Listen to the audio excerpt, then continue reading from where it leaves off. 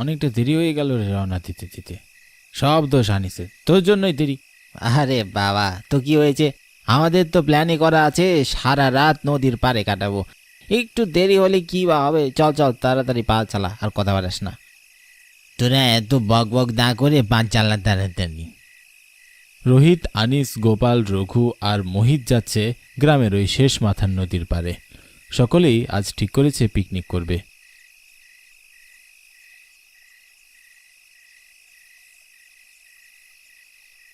বছরের শেষের দিকে তারা প্রায় প্রতি বছরই এমন আয়োজন করে, তবে এইবারে তারা কিছুটা ব্যতিক্রম করার জন্য নদীর পাড়ে আয়োজন করেছে। নদীর টাটকা সতেজ মাছ ধরে তারপর তা দিয়েই আজকের পিকনিকটা জমজমাট করবে। তাই তো গোপাল বুদ্ধি করে বাসা থেকে মাছ ধরার জালটি নিয়ে এসেছে। এইদিকে বেশ দেরি হয়ে গেছে, অনেকটা রাতও হয়ে গেছে, তবে এই নিয়ে তাদের কোনো সমস্যা নেই। তাদের সকলের প্ল্যান পুরো রাতভর আনন্দ হইচই করবে। এদিকে দেখতে দেখতে সকলে নদীর পাড়ে পৌঁছে গিয়েছে। নদীর পাড়ে আসতেই নদীর পাড় ঘেঁষে ঠান্ডা শীতল হাওয়া বয়ে গেল, সাথে সাথে যেন সকলের মনটাও ভরে গেল। চারপাশ শান্ত নিস্তব্ধ, শরীর মাঝ বরাবর চাঁদের আলোর কিরণ আর নদীর পাড় ঘেঁষে বয়ে যাওয়া শীতল হাওয়ায় যেন সকলের এক নতুন প্রকৃতির রূপ দেখতে পেল, যা সাধারণত সকলের চোখে ধরা পড়ে না। চল চল, নৌকাতে উঠে সকলে রওনা দিই। হ্যাঁ, তাই বরং চল, যত তাড়াতাড়ি সম্ভব চল। না জানি মাছ ধরতে কতক্ষণ লাগবে। হ্যাঁ, তাড়াতাড়ি যাওয়াই ভালো।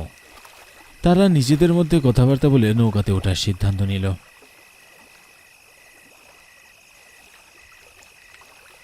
একে একে রোহিত, গোপাল আর মোহিত উঠে পড়েছে নৌকাতে। তবে রঘু আর আনিস উঠতে যাবে এই সময় হঠাৎ করে কোথা থেকে যেন মেয়েলি কণ্ঠ ভেসে আসতে লাগলো, মেয়েলি কান্নার আওয়াজ। রাত আনুমানিক প্রায় 11টা পার হয়ে গেছে, তবে এত রাতে একটি মেয়ে এখানে কান্না করছে কি করে? এ যেন কোনো সাধারণ বিষয় না। গিয়ে রঘু, কান্নার আওয়াজ শুনতে পাচ্ছিস? হ্যাঁ, আমি তো স্পষ্ট ফুপিয়ে ফুপিয়ে কান্নার আওয়াজ পাচ্ছি, তবে এত রাতে একটি মেয়ে কোথা থেকে আসতে পারে? হয়তো কোনো বিপদে পড়েছে, তাই তো এমনভাবে কাঁদছে। যা তো, তোরা দুজন গিয়ে দেখে আয় কে ভাবে কাঁদছে, আর আমরা এদিকে নদীতে মাছ ধরতে যাই, হয়তো আমাদেরও দেরি হয়ে যাবে। আনিস, তুই যা ওদের সাথে নৌকাতে, আমি বরং এদিকে যাই। না না, একা যাস না, দুইজনেই যা বরং। হ্যাঁ, তাই ভালো, নয়তো একা যাওয়া ঠিক হবে না এত রাতে। ঠিক আছে, চল। এত রাতে হঠাৎ একটা মেয়ের কান্নার আওয়াজ শুনে মোটেও তারা সেটা উপেক্ষা করতে পারল না, তাই রঘু, আনিস যাচ্ছে মেয়েটির খোঁজে।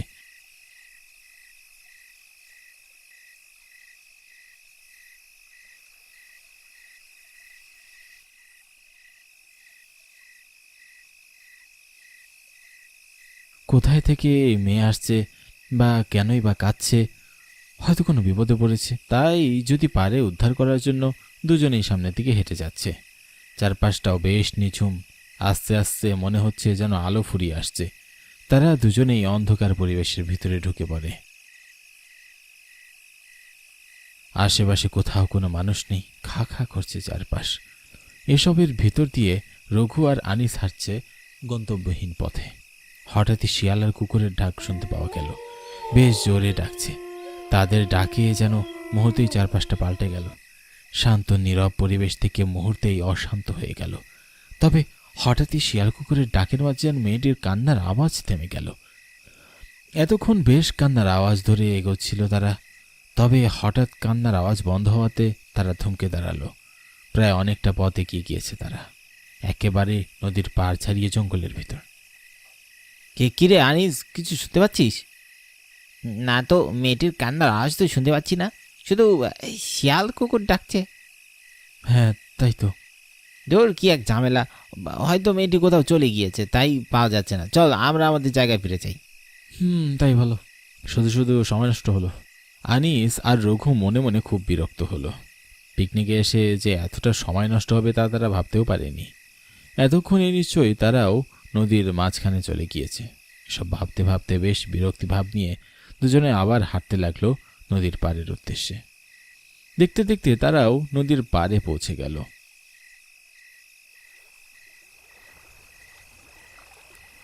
তবে এসে দেখে গোপাল আর সঙ্গীরা পাড়ে দাঁড়িয়ে আছে। এটি দেখে দুজনেই বেশ অবাক হয়। এত তাড়াতাড়ি মাছ ধরা শেষ মনে হতেই যেন তাদের খিদেটা বেড়ে গেল। ঠিক এমন সময় গোপাল বলে উঠল, কিরে, তোদের এত সময় লাগলো যে? আর মেয়েটিকে কেনই বা কাঁদছিল? তোর কোনো মেয়ে নেই, কেন কাঁদছে আমরা কি করে জানবো? কোনো মেয়েকেই তো আমরা দেখতে পেলাম না। হঠাৎই মাছ বাদে কান্না থেমে গেল, চারপাশটা খুঁজে দেখলাম, কাউকে পেলাম না, তাই চলে এসেছি। তা আবার কেমন গোদা, মাছ পথে শুনলি কান্না থেমে গিয়েছে? হ্যাঁ রে, নয়তো আর কি। তা তোদের মাছ ধরা কেমন চলছে?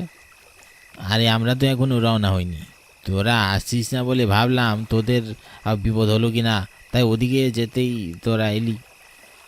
হ্যাঁ, তা অনেকটা দেরি হয়ে গেল, চল এখন মাছ ধরতে যাই। হ্যাঁ চল। তারা মাছ ধরার প্রস্তুতি নিয়ে নৌকাতে উঠতে যাবে। ঠিক সেই সময় নৌকা নেই, নৌকা উধাও। পুরো নদী জুড়ে একটি মাত্র নৌকা ছিল, কিন্তু চোখের আড়াল হতে উধাও হয়ে গেল। একটু আগে অবধি নৌকাটি তাদের সামনেই ছিল, কিন্তু কোথায় চলে গেল? কেউ তো তাদের চোখকে ফাঁকি দিয়ে যায়নি। কেউ আসলে অবশ্যই তারা দেখতে পেত। এগি নৌকা গুদায়। তাদের মনে এক অদ্ভুত আতঙ্ক ঢুকে গেল। সকলের মুখের দিকে তাকালে স্পষ্ট দেখা যাচ্ছে তারা ভীষণ আতঙ্কে রয়েছে। তাদের সকলের চোখ জোড়া যেন বড় বড় হয়ে গেছে। এমন অলৌকিক ঘটনা চোখের সামনে তারা যে দেখতে পাবে তাদের বিশ্বাসই হচ্ছে না। তবে জলজ্যান্ত নৌকা হুট করে উধাও হলো কি করে? এসব ভাবতে ভাবতেই হঠাৎ একজন লোক তাদের সামনে চলে আসলো।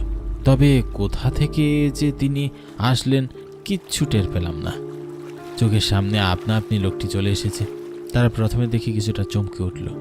তবে লোকটির পুরো শরীর চাদর দিয়ে আস্তরণ করা, চোখ দুটো ছাড়া আর কিছুই দেখা যাচ্ছে না। হঠাৎই তিনি বলে উঠল, তোমরা চলে যাও এখান থেকে, তার আসার সময় হয়ে গেছে, বাঁচতে চাইলে চলে যাও।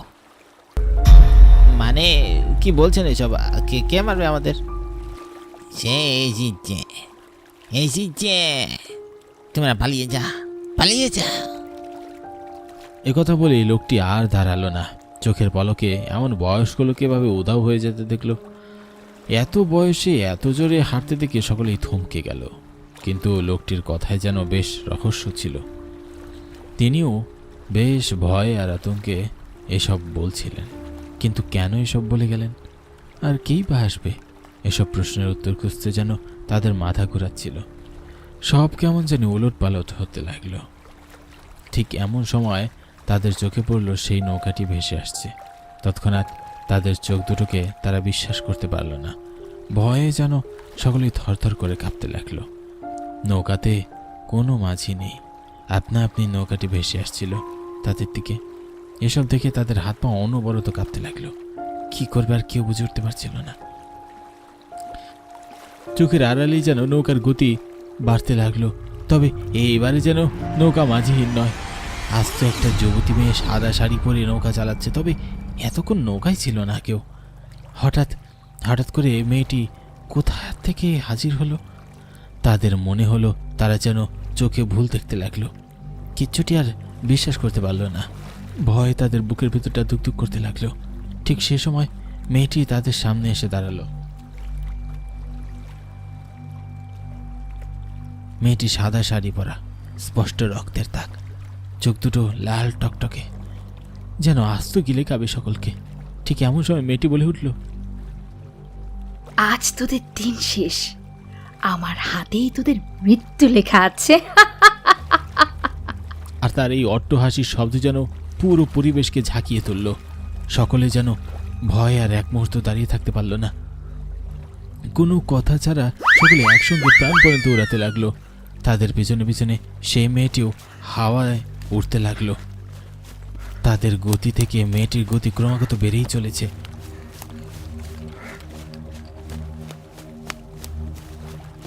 তৎক্ষণাৎ মেয়েটির হাত লম্বা হয়ে রঘুকে ধরে ফেলল।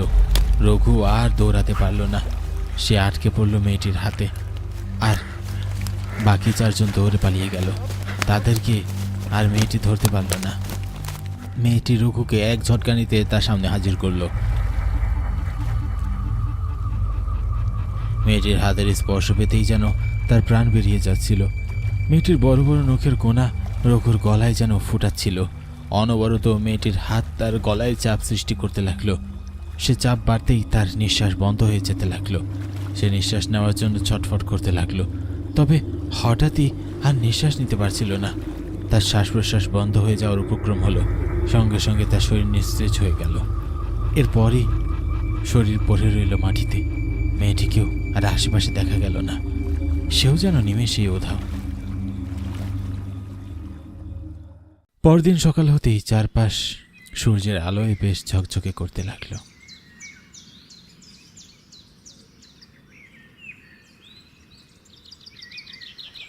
কিন্তু এমন সকাল আর রঘুর দেখার ভাগ্যে রইল না। নদীর পানিতে তার খণ্ড খণ্ড দেহ ভাসতে থাকল।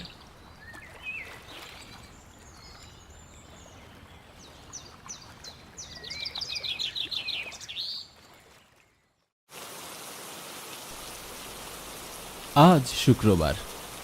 আজকে ছুটির দিন যেহেতু, তাই আজ আমার অফিস ছুটি। তাই বিকেলের দিকে বাসার সামনে বারান্দায় বসে আছি। আসলে বাইরে একটু হাঁটবো, সেই উপায় আজ নেই, কারণ আজ বৃষ্টি হচ্ছে। বর্ষাকাল শুরু হয়ে গেছে, তার সাথে সাথে বৃষ্টিও শুরু হয়ে গেছে। আকাশ সব সময় মেঘলা হয়ে আছে। কখনো জোরে বৃষ্টি বা কখনো আস্তে বৃষ্টি হচ্ছে, কিন্তু বৃষ্টি অবিরাম ধারায় পড়েই চলেছে। যাই হোক, আমি হচ্ছি সাইফুল ইসলাম। আমি সরকারি চাকরি করি। ঢাকাতে আমার কর্মক্ষেত্র, আর আমার বাসা টাঙ্গাইল জেলার একটি গ্রামে। ঢাকায় একটি বাসায় আমরা 3 বন্ধু ভাড়া থাকি। এখন আমি বাসায় একাই আছি। আমার বাকি 2 বন্ধু বৃষ্টির মধ্যেও আজ সকালে একটা কাজে অন্য একটা কোথাও গিয়েছে। ওরা রাতে আবার বাসায় আসবে, আর আজ আমি বাসায় সারাদিন অলস সময় কাটাচ্ছি। কখনো উপন্যাস পড়ি, তো আবার কখনো বৃষ্টি পড়া দেখি। বিকেল হওয়ার পর যখন আমার ভালো লাগছে না, তখন আমি বারান্দায় একটা চেয়ার টেনে বসে আছি। বলে রাখা ভালো, আমি যেখানে থাকি সেই জায়গাটা একেবারে নিরিবিলি। মানুষের কোলাহল তেমন একটা নেই। চারিদিকে গাছপালা আছে, পুকুরও আছে, বলতে গেলে কিছুটা গ্রামের মতো। আমি আসলে এমন একটা জায়গায় পছন্দ করি। যাই হোক, বারান্দায় বসে বসে বাইরের দিকে তাকিয়ে বাইরের দৃশ্যটা দেখছি। হঠাৎ বাড়ির দরজায় কারো ধাক্কার আওয়াজ পেলাম।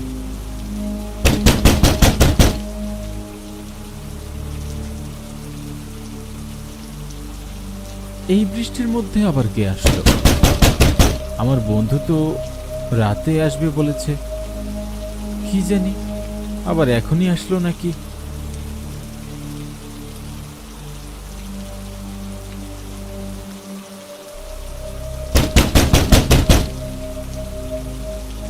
তারপর একটা ছাতা নিয়ে দরজার কাছে গিয়ে দরজা খুলে দেখি একটা মধ্যবয়সী লোক দাঁড়িয়ে আছে, আর লোকটির পুরো শরীরে একটি ময়লা চাদর দিয়ে ঢাকা রয়েছে, শুধু মুখটা দেখা যাচ্ছে। কে আপনি? কি চাই আপনার? সাহেব, আমি মারা গেছি। আমাকে কবর দেওয়ার মানুষ নেই। আপনি কি আমাকে একটু কবর দিতে পারবেন? আপনি কি পাগল নাকি? আপনি মারা গেছেন, আবার আপনি আমার কাছে এসে আপনার কবর দিতে বলছেন? এটা কেমন কথা হলো ভাই? সাহেব, আমি সত্যিই বেঁচে নেই। এটা আমার আসল দেহ নয়। কি বলছো এসব? তাহলে এখন আমার সামনে এটা তুমি দাঁড়িয়ে নেই তো কে দাঁড়িয়ে আছে? আমি এখন একটা আত্মা আপনার সামনে দাঁড়িয়ে আছি সাহেব। আচ্ছা, ধরে নিলাম তুমি আত্মা। তাহলে এটা বলো যে তোমার কবরে মাটি দেওয়ার জন্য আমাকেই অনুরোধ করছো কেন? অন্য কাউকে বলছো না কেন? আর তুমি আত্মা নিজেই কবর খুঁড়ে তোমার মৃতদেহটাকে কবর দিয়ে দিলেই তো হয়। আমি মারা যাওয়ার আগে স্বপ্ন দেখেছি আপনি আমার কবরে মাটি দিবেন, আর আমি নিজে নিজের কবরে মাটি দিতে পারি না। সেই ক্ষমতা আমার নেই সাহেব। স্বপ্নে দেখেছো আমি তোমার কবরে মাটি দিব? আচ্ছা এটা বলো তো, তুমি মারা গেলে কি করে? আমি একজন সফল ব্যবসায়ী সাহেব।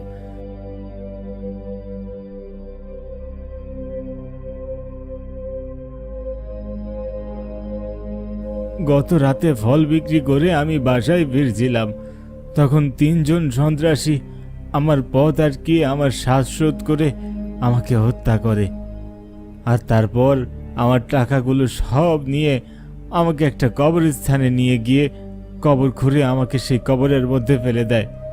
কিন্তু আমার কবরে তারা মাটি দিতে পারেনি। তারা যেমনি আমায় মাটি দিতে যাবে তখনই তাদের মুখ থেকে রক্ত বের হয়ে আসে আর তারা মারা যায়, এবং সেই 3 জন সন্ত্রাসী আমার কবরের পাশেই মরে পড়ে আছে। ওই 3 জন সন্ত্রাসীর মুখ থেকে রক্ত বের হয়ে মারা গেল কেন?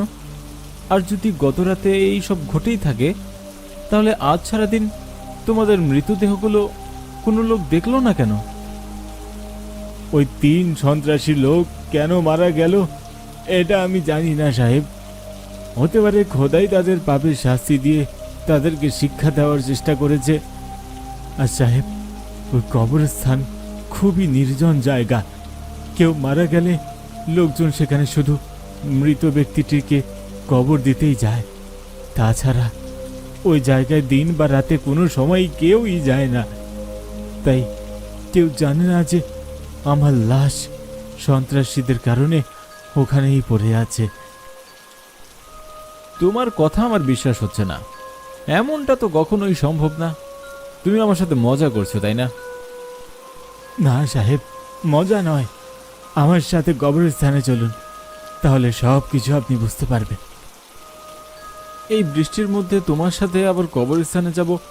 পাগল হয়ে গেলে নাকি? হ্যাঁ, আর তোমার কথা তো আমার বিশ্বাসই হচ্ছে না। সাহেব, একবার চলুন। আপনি গিয়ে শুধু আমার কবর একটু মাটি দিবেন, তারপর চলে আসবেন। আপনার কোনো ক্ষতি হবে না।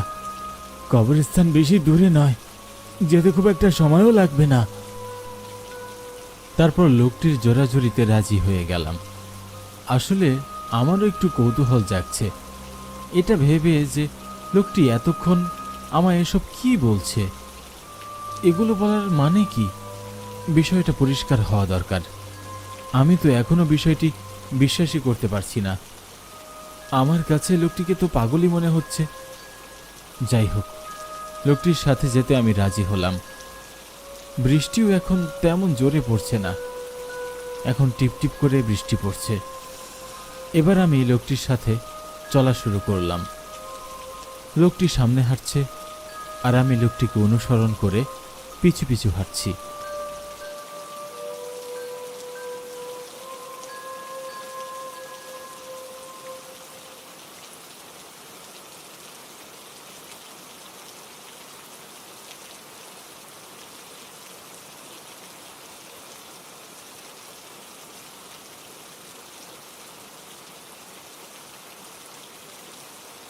এভাবে আধ ঘন্টা হাঁটার পর একটা ছোটখাটো জঙ্গল পড়ল রাস্তার পাশে।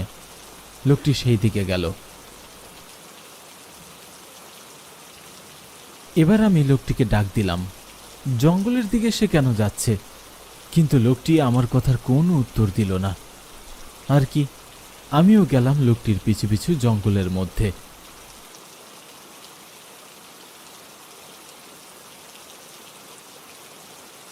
প্রায় সন্ধ্যা হয়ে আসছে। এমন সময় সেই জঙ্গল পার হয়ে একটা কবরস্থানের কাছে আমরা এসে পড়লাম। কবরস্থানটা মাঝারি আকারের, তেমন একটা বড়ও নয়, আবার তেমন একটা ছোটও নয়। আর কবরস্থানের চারদিকে শুধু কবর আর কবর, এবং সেখানে শুয়ে আছে কত মৃতদেহ। এটা ভাবলেই গায়ের লোম যেন দাঁড়িয়ে যাচ্ছে। আমি এবার মনে সাহস সঞ্চয় করলাম এবং এটা ভেবে অবাক হলাম যে আমার থাকার জায়গা থেকে এত কাছাকাছি এখানে এমন নির্জন জায়গায় কবরস্থান আছে, সত্যি আমার জানাই ছিল না। অনেক দিন হলো এই এলাকায় বাসা ভাড়া নিয়েছি, কিন্তু এর আগে এই কবরস্থানের কথা তো শুনিনি। আসা তো দূরেরই কথা।